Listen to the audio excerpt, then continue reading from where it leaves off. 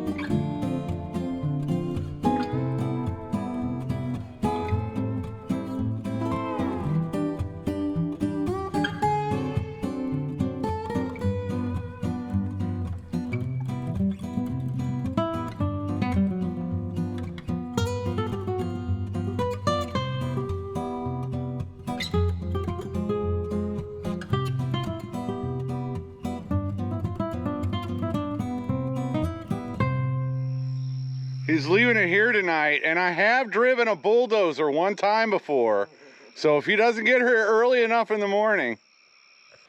Welcome back to Bobblehead Homestead. I am Jeff. Today is Saturday. It's 92 degrees and very, very sunny.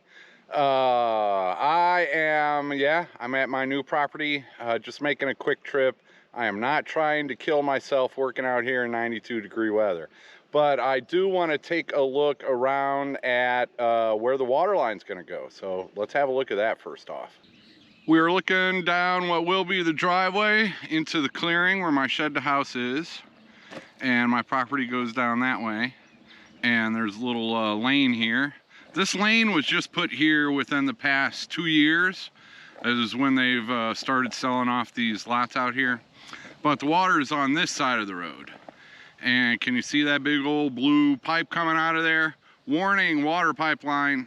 So yeah, the water runs on that side of the road.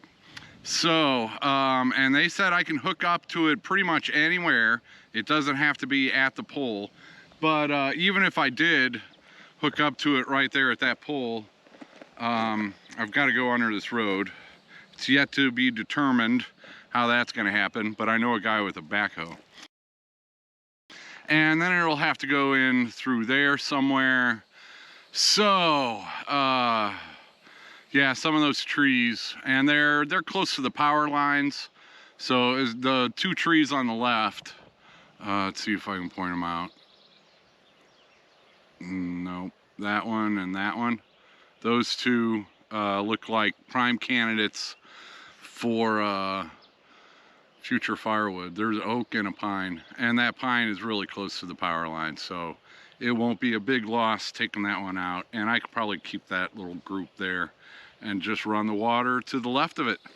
So yeah, that'll be a pretty long trench, and that will not be free. I think it's $1,100 just to get the meter. And yeah, fun stuff. Still a lot cheaper than having to drill a water well. So that was the first thing I wanted to do, was check out a path for the water. I wanted to make sure the driveway would not be interrupting it. You don't want to put a water line under a driveway unless you can help it. And so that's what I'm trying to do. All right, while I'm thinking about water, let's walk back in there and look around for some other water line ideas. This is that pine I was talking about, and that's the oak. And I'm looking right straight through there is the water line pole. And so just to the left of this pine tree, this is, and to the right of those trees, this is right about where the water will be going. I can talk about the power in a minute. But it'll go right through there to the shed house. Meanwhile, the driveway is going right through there. So yeah, well, I'll talk about the power right now. There's a pole, and they will run my line to another pole, preferably probably right next to my shed house. And that'll be that, either that or they run they put another pole next to that one, and then I can trench it and go underground to the house. But either way, there's a pole right there that they can split off of, and that is partly why I chose this area for my shed to house, that, and it's the high ground, because the other pole is down there at the bottom of my property. Yeah, all right, now let's go find some shade and talk about where I want some water spigots. Now I'm standing close to where the shed to house is. The driveway is gonna go through there, and the water line's gonna go through here, I'm assuming. And I also think the water line will not have to be a straight shot. I'm pretty sure it's flexible hose that you can bend it a little bit. So we will get it in here to the house site. And my shed to house does not already have an outdoor water spigot. So I am going to want to add an outdoor water spigot, you know, close to the house, which will be in this general area. My front door, I'm gonna put the front door going that way. And so I can look out the front door to my chicken enterprise. And the back door will be towards the, what is that, the north side of my property, and that way I can drive up to the back door, unload groceries, whatever. The windows in my shed house were situated for the property where it's at now, not for this one. So that's going to be the best arrangement for me, I think. The big windows in the living room would be, one of them would point that way, and the other one points this way. And the door does have a full window pane, and that'd be pointed out the front. So there's not a lot of front facing windows. The door, little window over the sink, and then the bedroom has a front facing window. And then so the bedroom would, one's on the side and it would face in that direction, the other one's in the front and would face that direction. So that's what I'm gonna go with. It's just because of the window situation, I think that's gonna be the best route for me. And so that's what I'm gonna do.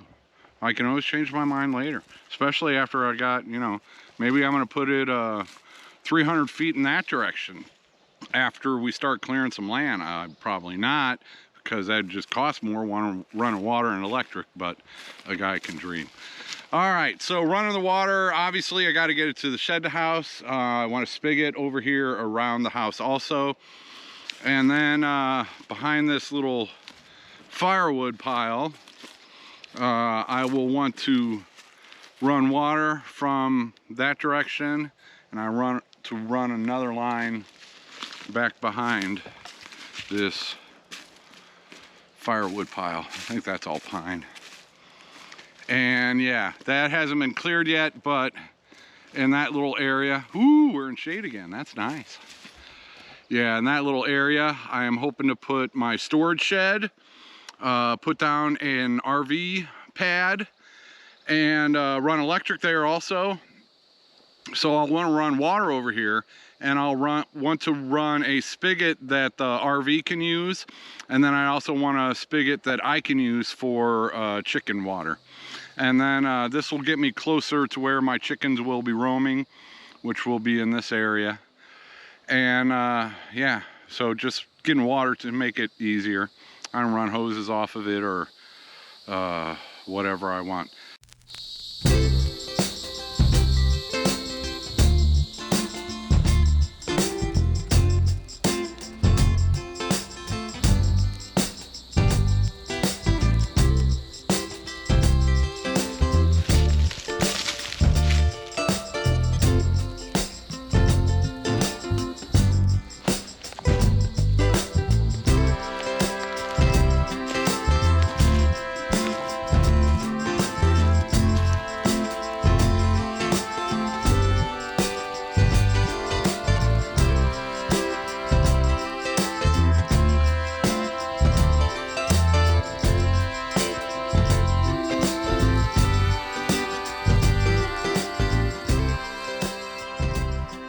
These wood piles are close to the southern border. I probably said northern earlier. I skipped my nap today, that's my excuse. Southern border are where these wood piles are. And in that direction is the lane. And you can see my car. The driveway will be going in there. Water will be coming in here. Electric will be coming off that electric pole into here. This big pine tree to the right of that is where I'm thinking the storage shed and RV pad. Shed to house will be in this area. And then I'm thinking one more water spigot down there. There's like a group of oak trees. I think they're all oaks. But so like right in front of the oak trees, because I don't want to run it through the oak trees, or maybe on that side of it. Anyway, somewhere over in there, another water spigot to help me with my chickens, because that's the direction where hopefully I'll be clearing with a backhoe. Oh, can I spill? I can spill those beans. We'll sit down and talk about those beans. But yeah, that'll be the direction I want to clear the small stuff. You can see through there, there's, you know, one tree sticking up and there's another one back in there. But a lot of that stuff is smaller. So all that smaller stuff, yeah, we can make room for chickens. Leaving the bigger ones and getting rid of the smaller stuff in that, not the whole 6 acres, but in that area. And yeah, that'll be good. Yeah, the beans were spilled. Drew has got a backhoe. Yeah, I've been sitting on this information so long, it doesn't feel like it's big news, but it's probably big news to some of you guys. Yeah, Drew's Lens. Link up there, one down in the description. He bought a John Deere backhoe. Backhoe is like, it's bigger than a tractor. It's got a big old bucket or buckets that can go on the front. It's got a big old hoe on the back. So it's a backhoe, and yeah, they're larger than your normal tractors and more powerful. And yeah, so Drew has one. He had been looking one for a little while, and he told me about it and about his price range. So I started looking, and I was probably looking harder than he was. And I actually found it. I found it on the internet. Yep, that's what friends are for. My original shed to house that I bought was a repo, and it was Doug or Ashley from Different who originally found that for me and tipped me off, and then that led to my whole shed to house story. So yeah, if you know, that's one way you can help friends. You can't go spend 8 hours at their place cutting down trees, but you can shop. So yeah, Drew got a backhoe.